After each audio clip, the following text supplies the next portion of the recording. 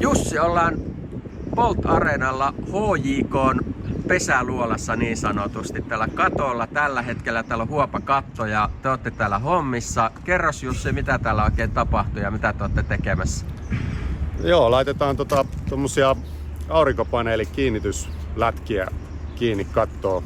Ja ne tulee tommosilla niinku huopalapulla, kermilapulla se hitsataan sinne vanhan katteen ja sitten ton uuden lapun väliin. Eli kattoon ei tule niin sanotusti reikää. Kyllä, kyllä. Tähän on semmonen, mitä nyt on vähän tehty huolimattomasti niin sanotusti, eli kun huopakatolle on asennettu aurinkopaneeleja, on surutta vedetty ruuvit siitä läpi ja tietysti ei ole millään tavalla järkevää.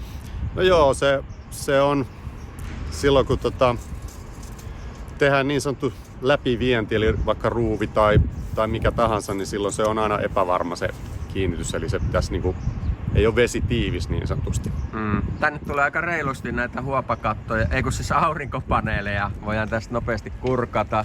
Eli täällä on tän näköistä ja tossa on noita juttuja, mitä te laitatte siihen kiinni, mutta tää tulee tosiaan täyteen aurinkopaneeleja.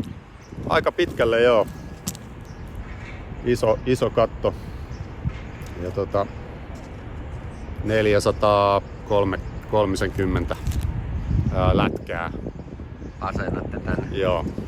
Tääkin on ihan tuttua kauraa teille, että tää ei ole sinänsä mikään ihan tämmönen erikoinen juttu sinänsä. Tietysti työmaa on iso, mutta on muuten ihan perusjuttu. Ja periaatteessa tekniikka, millä noi lätkät tonne laitetaan, niin on ihan tuttu. Kerros hiukan tästä teidän firmasta. Te olette tosiaan Uudenmaan huopakatot ja niin kuin nimikin kertoo, niin te olette huopakattojen erikoismiehiä. Joo, me on tämmönen kaksi kaverusta, jotka vanhoja Icopaalin työntekijöitä ja päätettiin laittaa tuossa muutama vuosi sitten yritys pystyyn. Ja hommia riittää vissiin ihan hyvin. Joo.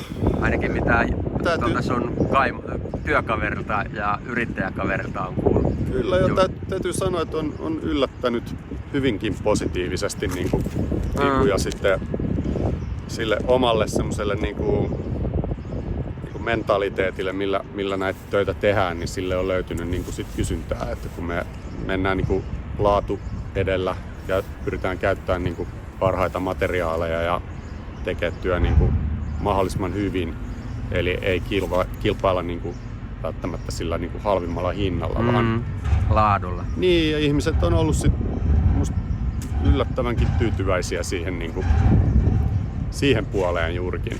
Joo. Hei, ei mitään, mä päästän teidät hommiin, koska täällä vielä riittää työmaata. Niin... Joo, kiitos. Yes, kiitti.